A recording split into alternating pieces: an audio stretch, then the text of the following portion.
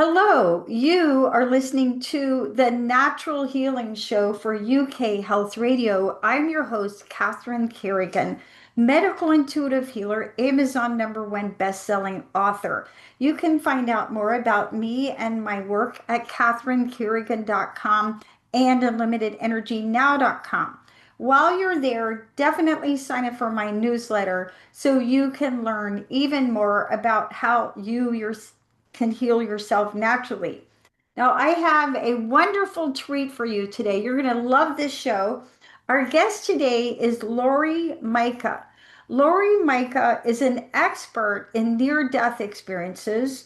She's an inspirational artist and the author of Soul Whisper books, including Signs Surround You, Love Never Dies.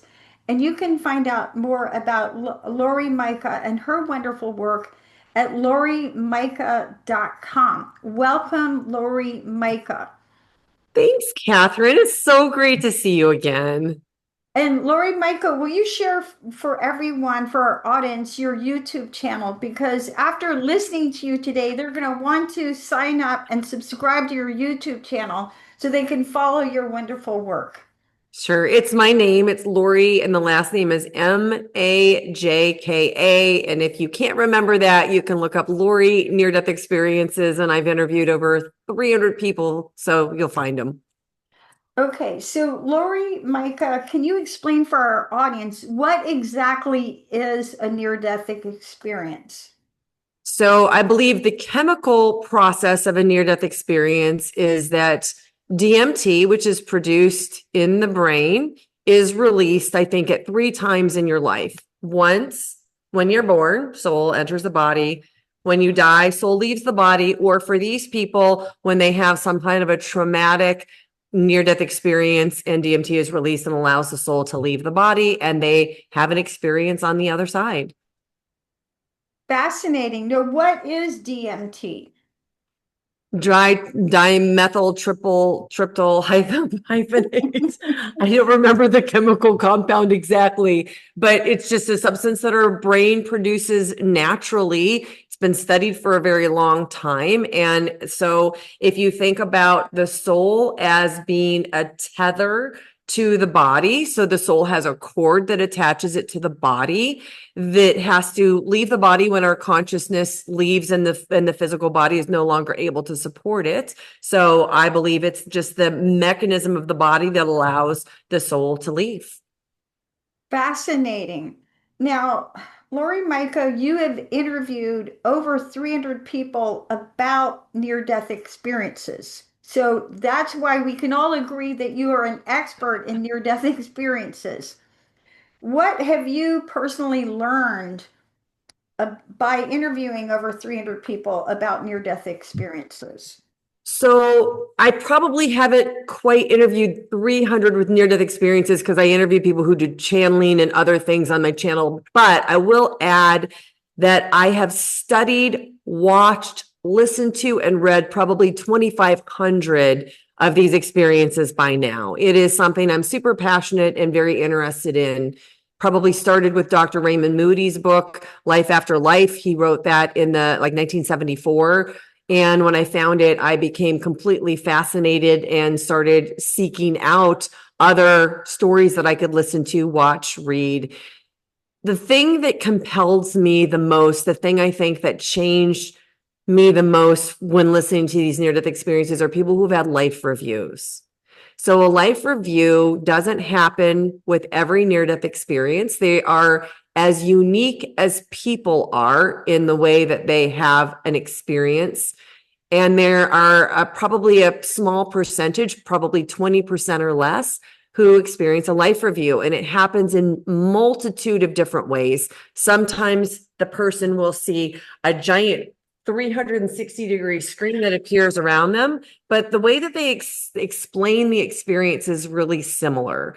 And that is like it's all happening at once. They experience every single moment of this lifetime all at the same time, but somehow they're able to absorb all of those different scenes from their life, even though it's all happening in what would be a compacted second, because on the other side, time doesn't exist the way it does in a linear constraint here.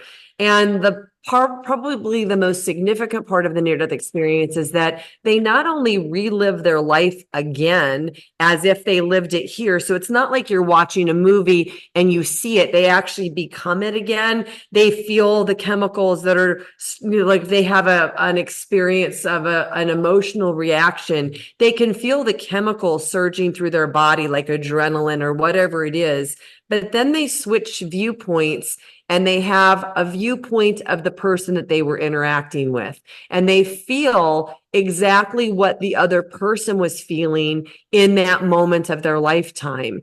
And they come back and completely change a lot of things in their life. So somebody had a near-death experience with a life review where they saw how selfish they were, and they came back and they changed the job so that they could spend more time with their family. Other people just realized that they were causing a ripple effect that wasn't positive in the world. And so they changed how they reacted to other people. So to me, it has the biggest ability to impact how somebody will live their lives after they hear about these experiences, because once you know that you're going to experience everything that you dished out, then that means that what you do to somebody else, you are literally doing to yourself. Thank you for that. And, Laurie Majka, I did a whole broadcast here at the Natural Healing Show explaining karma. Oh, And interesting. I said, karma is kind of like gravity in that even before I understood what gravity work was, it still works. And I always say the most selfish thing I can ever do is put out kindness, generosity, and compassion to everyone, because that's if what I put out is what you get back. And that's what you just said. People learn in near-death Right. experiences. Right. Now, Laurie Majka, here at the Natural Healing Show, I interview experts like yourself from all over the world. And that makes me an expert in natural healing because I learn so much by interviewing people. Of course. How has what you learned about near-death experiences changed the way that you personally live your own life? That's a great question. I think once you realize that what you do to somebody else, you're doing to yourself, you really think twice about how you're going to interact in situations. So, for example, we all get in a car and we become pretty autonomous. We say things to other people when we're driving, we get really mad, right? What I've understood on the other side is it's not even just the actions that we had with the interactions, but it's also the thoughts that impact other people. So I think I've become much more soft in my thoughts, much kinder. I've also understood that judgment isn't something that is helpful when we get to our life review, because people have been shown where they judge. There's a really great story. There was a lady who worked with another woman who was they were both nurses, and she just didn't like this person very well. She didn't think she had a great bedside manner. And when she had her life review, she saw the extrapolation of this woman's life. She saw her childhood and she saw all these incidents that happened to her that made her the way that she was. And I think that that could apply to anybody. I think we would give somebody a lot more grace and understanding and forgiveness, and we'd be kinder in our thoughts to them if we had the access to what somebody had gone through in their life, the hardships that maybe they'd never shared with us, that we had no idea. So I'm less judgmental. I'm kinder. I'm kinder in my thoughts. And I also understand that forgiveness isn't something that we give to somebody else. Forgiveness is a gift we give to ourselves. We release ourselves from a lot of the thoughts when we can forgive somebody. But I think the real gift is when we can get to the point where we actually look at somebody else and say, there's nothing to forgive. Because the biggest thing that I've understood about near-death experiences is that when I say we're all one, I don't mean it as like, Catherine, you and I, like we're sisters, we're one. What I mean is that there is one collective. You can call it God, you can call it universe, call it whatever you want. And this isn't just from my interviewing, but these are from my personal experiences of being on the other side. We are this one collective, a powerful collective. And we take a drop of Laurie and a drop of Catherine, and we put a veil on to forget that we're the whole. And that's why when we do something to somebody else, we are doing it to ourselves. So my whole perspective and viewpoint of what this lifetime is, who we really are on a soul level, the power of our souls, the power of, I'll bring it back to your show, our ability to heal ourselves, is all understood and explained through these near-death experiences as they've seen what they lived on the other side, and they've understood how they could have changed something, done better, healed themselves, been more forgiving, been less judgmental, but everything is really just comes down to love. Very profound. Thank you so much, Laurie Majka. And I love also that you talked about how critical it is to forgive. Whenever I have a new client, I always start every single new client with the forgiveness mantra. And I explain it, part of it is to clear the energy between us so they can receive whatever healing I have. But also, it's like forgiveness is step one in natural healing, because lack of forgiveness will affect so many organs in your body, and it is a primary cause of cancer, right? If ever I've got a client with cancer, it's like, make a list of everybody you think have hurt you and forgive. Now, Laurie Majka, you are the author of many books, including Signs Surround You, Love Never Dies. Will you share for our audience your wonderful story about your own, experience with near-death experiences and how you got into this? Well, my book, Signs Surround You, Love Never Dies, is a story about a relationship that I had with a man who was my closest soulmate on this earth and who was my greatest spiritual teacher. And then he died in 2012, and I began trying to find him on the other side, and he started sending me signs. So the book is a two-part book. The first part of the book is actually our love story, because when you understand the story between somebody, it helps you to understand when they leave this planet, the types of signs that they could send you. So I wrote it hoping that when somebody would read it who's had a loss, whether it's a parent, a child, a friend, it doesn't matter. You can then understand how it worked for me and how I was able to receive these signs. And then you can extrapolate and use that information in your own life to see the signs from your own loved ones. So it's kind of an informational book. The second part, I share a lot of the signs that I got in the first 2 years after he died. And then I actually list all the different signs and how they work, because ultimately everything is energy. And if it's all energy, it's just an energy exchange that's coming through for our loved ones to be able to send us signs. So it's not a coincidence. And if you feel that it's real, you just need to sink down into your own intuition, and your intuition will let you know if something is real or not. But I don't believe in coincidences. I've had so many experiences that I can't explain away that are just so connected, interconnected with me, interwoven, like where one thing leads to another and leads to another. And when you have 4 or 5 things that converge on itself, you can't push something away as a coincidence anymore. So, Laurie Majka, you mentioned that your wonderful book, Signs Surround You, Love Never Dies. In that book, you talk about typical signs that people often receive from a loved one that passed over.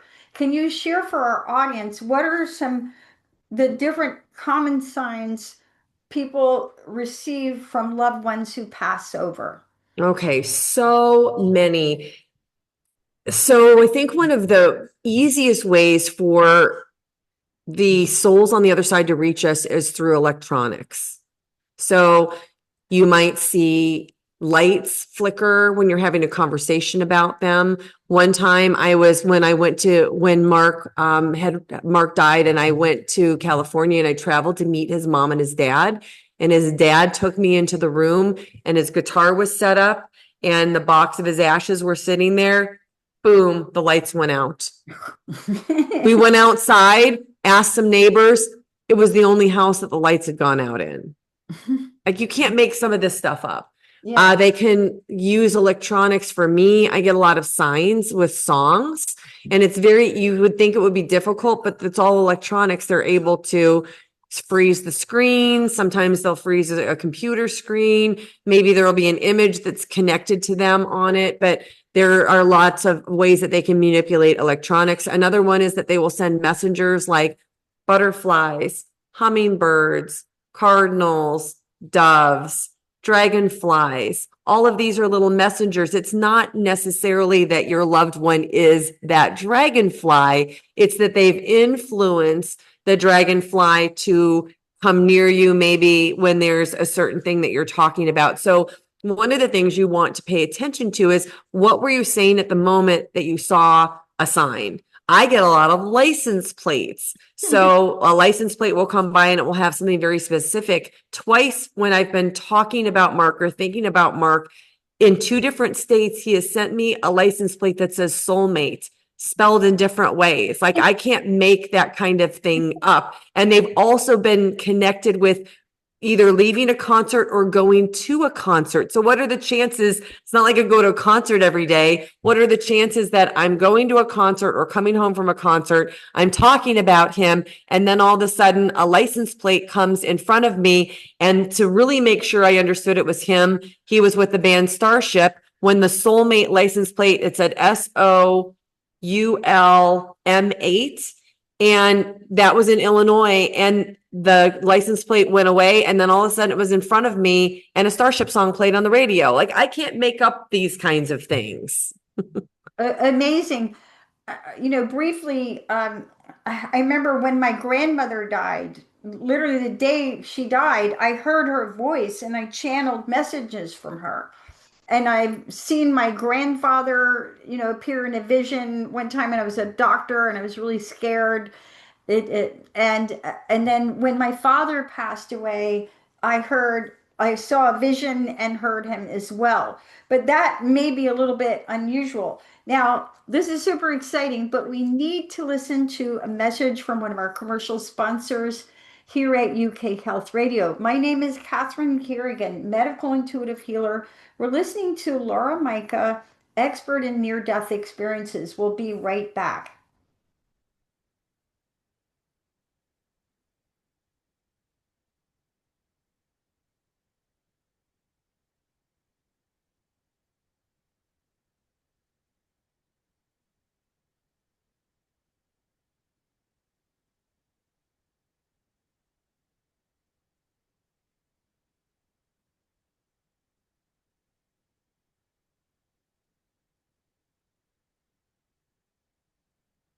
So, Laurie Majka, expert in near-death experiences. And Laurie, and so so many people, and this is sort of funny. It's like, dear God, we say prayers, dear God, help me grow spiritually, but nobody really wants to have to die in order to experience some of these things, right? Maybe we would rather just pray or meditate or read a spiritual book. So when you interview these people uh, about near-death experiences, what kind of deaths have people gone through? Have they been through car wrecks, or heart attacks, or what has happened to them? Or for you to interview them, they had to have passed over and come back, right? Right. So for a lot of them, they've been in a medical surgery or a medical procedure, and the procedure has either just gone terribly wrong, or they've been administered a medicine in a way that they shouldn't be, like an anesthesia. I've had two people I think I've interviewed who have had nitric oxide at a dentist's office and either been given too much or just had an allergic reaction to it. I've had people who have had allergic reactions to medication. I've interviewed multiple people who have tried to end their life by self-inflicted taking pills or doing something along those lines. I've had many people who have had car accidents where they leave their body before the car completely impacts. I've had people that have had motorcycle accidents, drownings, like you name it. It runs the gamut of all the ways that you can die. I think some of the most profound have been, but one of the most profound was a recent one. This was such a crazy thing. There was a guy who was a construction worker and he was building a modular home. And the modular home had to get put together with these cranes and it had to be balanced a certain way. And one of the walls didn't get put erect and it slightly was off balance. And he tried to move out of the way and it collapsed on him.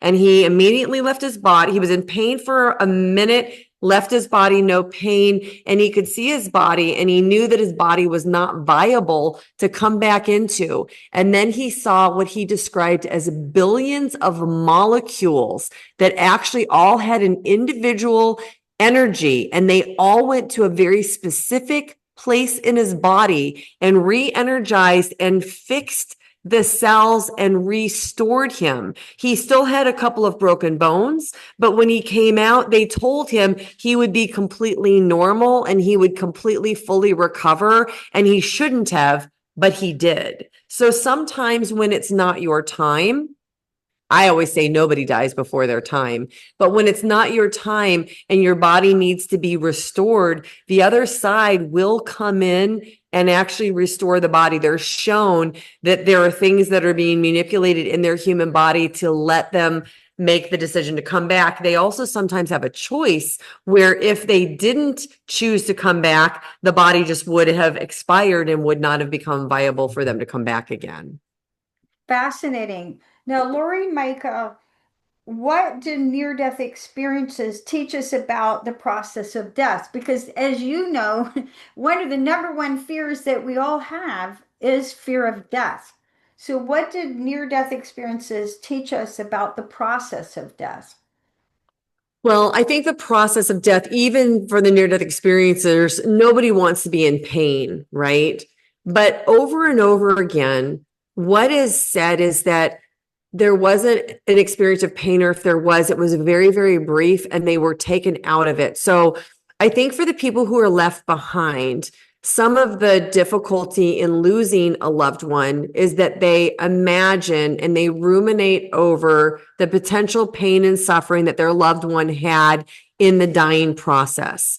And especially if it's something that was like somebody was murdered, or somebody, some type of unfree will was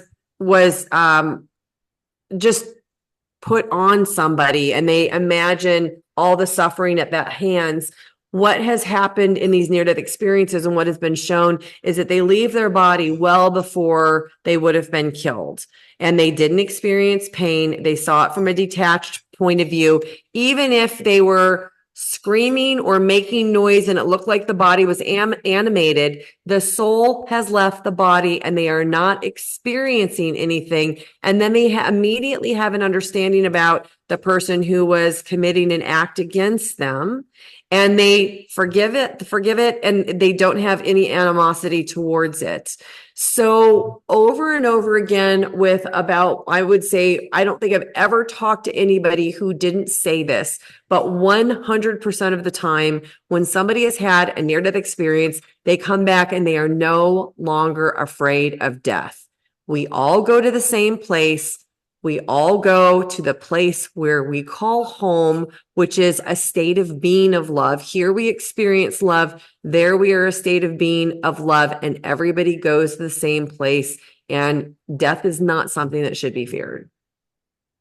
Thank you. Now, here at the Natural Healing Show for UK Health Radio, I've done a number of shows about suicide prevention. And you mentioned that you had interviewed a number of people who had near-death experiences after attempting suicide. What did near-death experiences teach us about suicide? And what, Well, they understand that suicide is not something that we're supposed to do. They have a reverence for life when they come back because they understand how important the life was. They also have a different perspective. So usually suicide is a result of severe depression.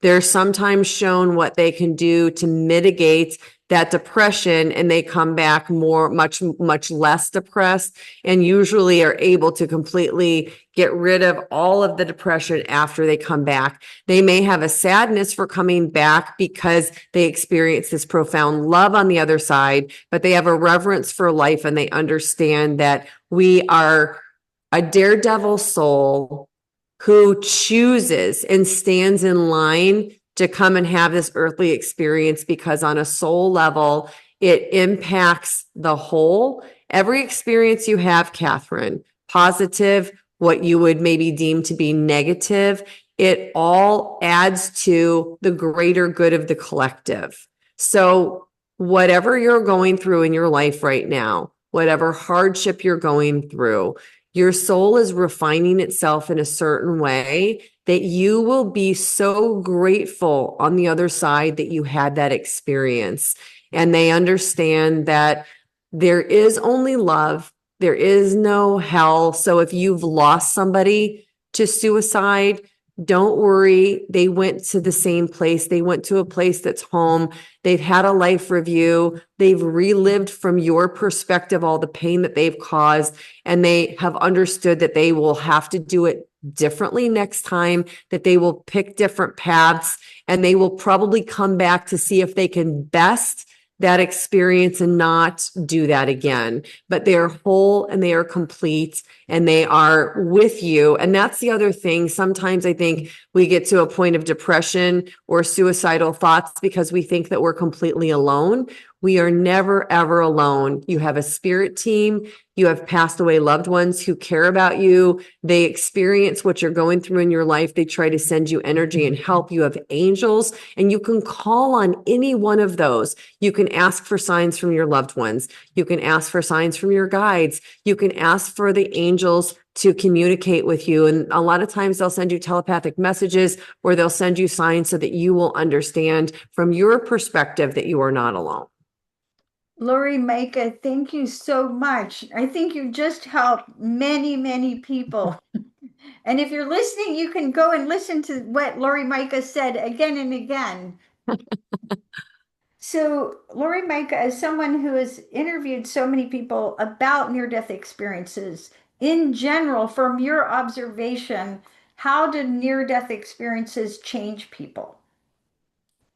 Well, once you realize that you don't have to fear death, you understand that we are love, you understand that you have a ripple effect on this world. Hmm. It makes people come back and completely change their life to make sure that when they have to go and have a life review again, that they have a life review that they feel better about. Because a lot of times they'll have some regrets on how they treated people. They'll often come back, and to your point where you were telling people who have forgiveness to make a list and figure out who to forgive, they will come back and do that on their own intuitively, just knowing it's a lot easier. From what I understand in the near death experience people, it's a lot easier to heal those grievances here on the earth plane than it is to have to try and heal them or deal with them on the other side. So if you can, I think Catherine's idea of what she tells her clients to make a list, figure out who you need to forgive. Maybe the person's already gone. You can talk to them. They can hear you. You can have conversations, and I think it will make your life review a lot easier if you've cleared anything that you're aware of that you can clear. Fascinating. Now, Lori Majka, you mentioned that as part of the life review that people go through, even in an instant of time, that part of it is that we understand not only what we've done, but also the effects on other people. So when people survive a near-death experience, love your puppy there. When She's chewing on cord, so I had to bring her up. And who doesn't want to see a cute puppy? she's, what's her name? Her name is Blaze. Blaze. Oh my God, so adorable. I'm such an animal lover. She's welcome on the Natural Healing Show because animals, let's face it, greatest healers on the planet. Oh my gosh, I agree. You know why? You know why I think animals are the greatest healer? I think that they are our only pure example of unconditional love. I think from a human perspective, it's impossible for any of us to fully embody unconditional love that we are on the other side, but our animals are our greatest teacher that way. Great information. So, as far as near-death experiences, so when people survive, how does that change the way they understand other people? Well, they understand that they have an energetic effect on others, that their thoughts can actually influence how they're interacting with people.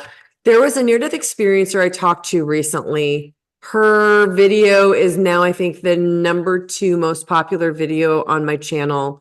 And she had an experience where she saw that if she could come back and heal everything with all of the other relationships, that she would actually have a better experience herself. She saw that her thoughts had such a big impact on everybody that the thoughts, if she could just change the thoughts to other people without ever doing anything else, that she would exponentially increase her life. But not only that, she would begin to manifest and see in her life what she wanted to see. She saw that the negative thoughts that she had towards others or about situations were actually creating her reality. And in the other side space where she called the void, you would had an instant creation. So for example, she said, if you were sitting and looking out a window and you saw a car go by and you had the thought, because we do these weird things, we have weird thoughts, right?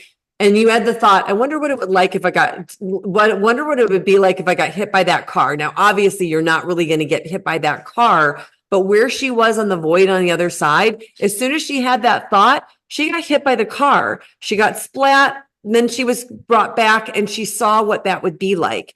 We don't have an effect immediately like that, but we do have an effect that takes a little bit longer. She understood and extrapolated those experiences to know that if she could just control and change her individual thoughts, then she would be able to control and change her reality to have a better life experience, a more positive life experience, to bring in the people, to bring in the income, to bring in the experiences she wanted to have just by changing the way that she thought about things. Wow. So, what you're saying, it's not just what we do and what we say, it's what we think. More than anything else, Catherine. And right now, there's a whole lot of information that has just been given to the collective called the telepathy tapes. These are the tapes where people have uncovered that autistic non-speaking children have had the ability to read minds. And as they've learned to use these spelling machines and communicate with their families, they've been sharing that they are telepathically connected to siblings, to friends and family, and to other non-speaking autistic children across the world. So we're learning some new information about the power of our thoughts. And these autistic kids have said the number one most important thing you can do to improve the outcome of your life is to change your thoughts, because our thoughts actually create our reality. So right now, if you are listening, I hate to say this to you, but if you don't like the way your life is at this moment, instead of looking at all the things that are happening to you, you need to go inward and look at, what have I been saying? What have I been calling in? What have I been creating that I'm not taking responsibility for, because I'm actually the one creating my life? Wow. So, Laurie Majka, again, I hope people go back and listen to this interview again and again because there's so much wisdom here. And with that, let's take a break and listen to a message from one of our commercial sponsors here at UK Health Radio. My name is Catherine Carrigan, medical intuitive healer. We're listening to Laurie Majka, expert in near-death experiences. We'll be right back.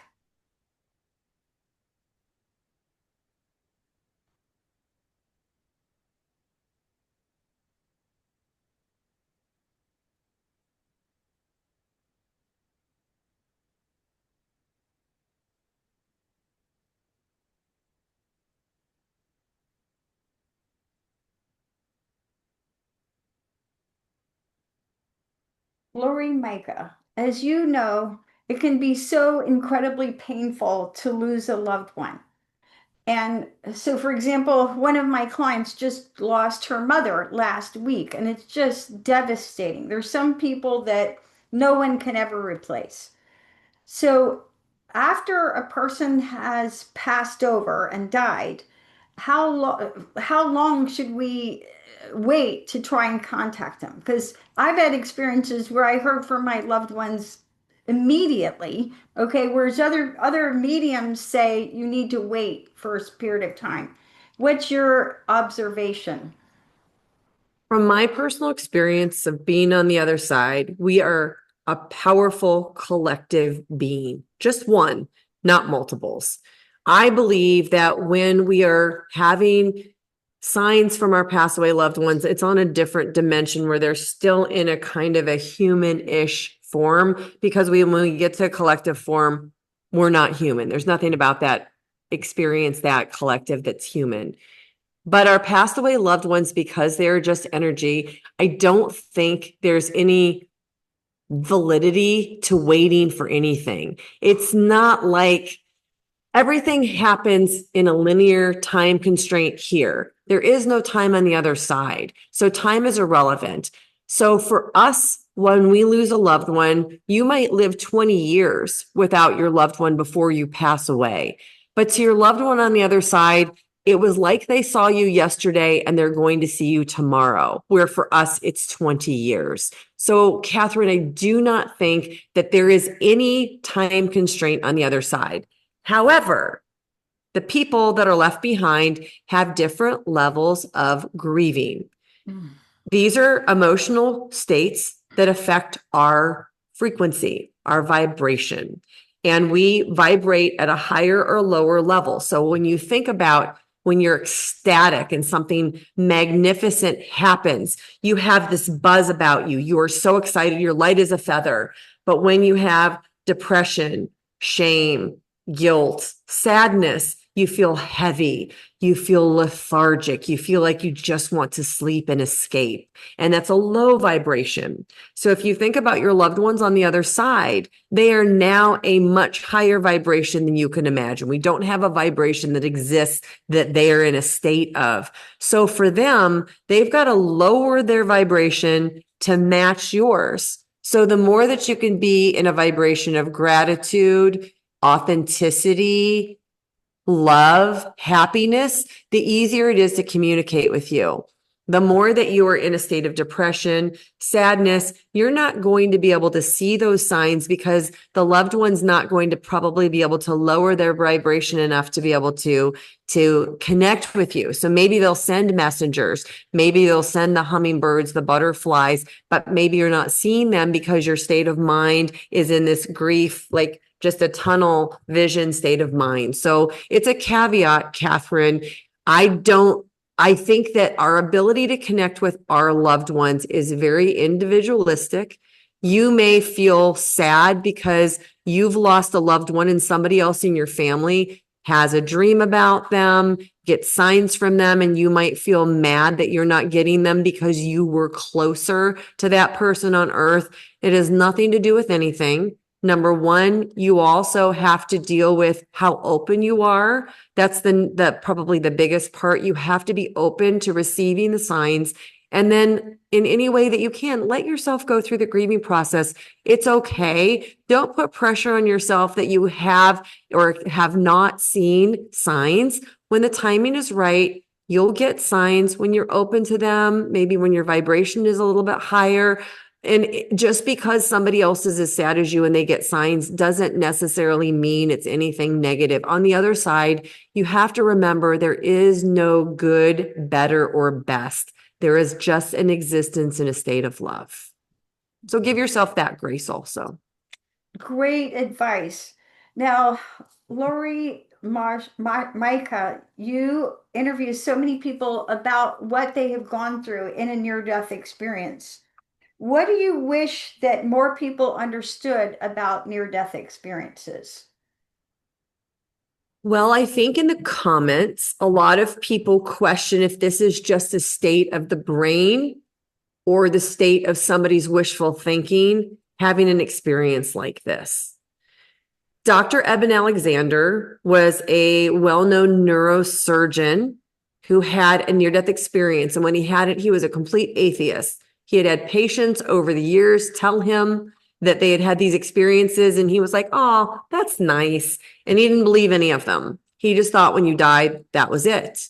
And then he had spinal meningitis, and everything he knew about the brain said that these experiences were a result of the prefrontal cortex shutting down. But he had spinal meningitis, and the cortex had already shut down completely. So every part of the brain that he thought would have fired to create a near-death experience was shut down in himself. So the science was telling him, my brain is dead. My brain cannot create the electrical impulses that are causing what I think are hallucinations or wishful thinking that people are coming back with. And he himself had a profound near-death experience. He wrote a book. I interviewed him on my show. There's a lot of interviews of him out there, but I think he combines atheism with science and a near-death experience with a synchronicity that you can't make up that changed everything about his life. He is no longer an operating neurosurgeon. He's written multiple books. He tours the world trying to explain to people that we don't die,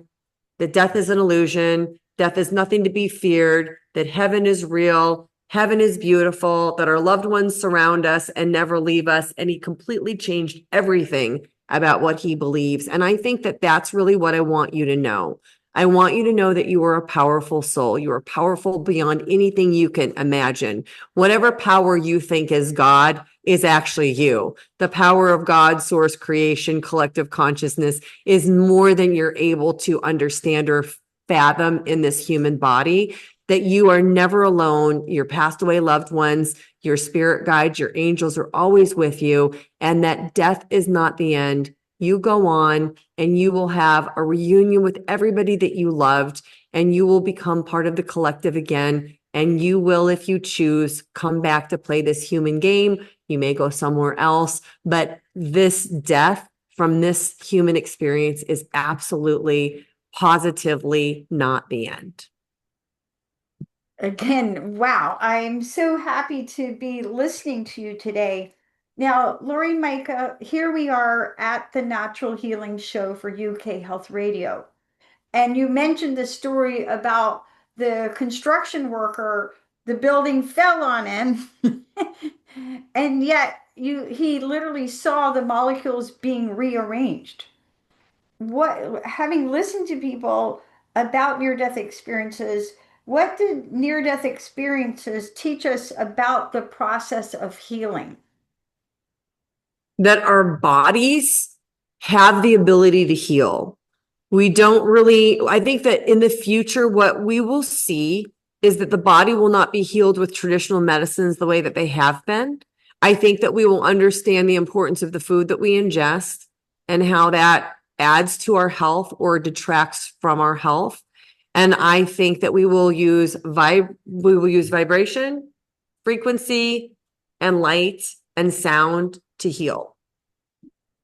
Which pretty much validates all of us who practice energy healing and sound healing and vibrational remedies, right? Exactly. Homeopathy, right? Because Exactly. everything is vibration, right? And when you understand that, you can either give somebody even medications have a vibration. Oh, Everything. absolutely. Yes. Food, all of it. Yeah, and as you said, with food, you can eat low frequency food, fried, microwave, fast food that's dense, low frequency food, or you can eat high frequency food that's going to add to your overall vitality. I had I want to add this, Catherine, because this is such a crazy, cool near death. I've never heard anybody who had this experience. There was a man who had a near death experience when he was very young. He was 8 years old and he saw his future. And he came back with all of these gifts and abilities, as many of the people who have near death experiences come back: heightened awareness, heightened sensitivity to electronics, heightened sensitivity to food, heightened sensitivity to other people's energies. They become empathic, often taking on emotions. So they'll have some type of an ability after they come back. Well, this man had the most unusual ability that I have ever heard. He is able to take any seed, put it in his hand, and he is able to, in his mind, see that seed grow. It doesn't matter if it's a vegetable, if it's a fruit, if it's a flower. He sees it grow. He can see all of the foliage. He can see what the flower is going to look like. He can see the tomato and what the fruit's going to look like, or the vegetable. And then in his mind, he can taste it. And he is picking superior foods that have a superior nutrition and a superior taste, as he is now choosing what foods to ingest into his body. And another man had a near-death experience where he was shown that he was to take pollen from bees and different honey from bees that were very specifically cultivated. And that if you could use these different bees and pollens, that you would affect all of these different ailments that we have relating to inflammation and relating to different diseases. Because aging is ultimately, there is no disease that doesn't involve inflammation. And aging is just a process of our bodies no longer making a perfect copy of a perfect copy. So if we can affect the telomeres, if we can affect the cell's ability to regenerate by increasing ATP, adenosine triphosphate, right? And increasing the ability of the mitochondria to produce more energy, if we can induce our body to release more stem cells, then we can heal our body ourselves. So I think all of these things through near-death experiences are showing that our bodies are so much more than we understand that they are. You've been listening to the Natural Healing Show for UK Health Radio. I'm your host, Catherine Carrigan, medical intuitive healer, Amazon #1 bestselling author. Our wonderful guest, Laurie Majka. You can find out about her wonderful work at lauriemajka.com. And remember, you are an eternal being. Thank you so much for listening, and we'll see you next time.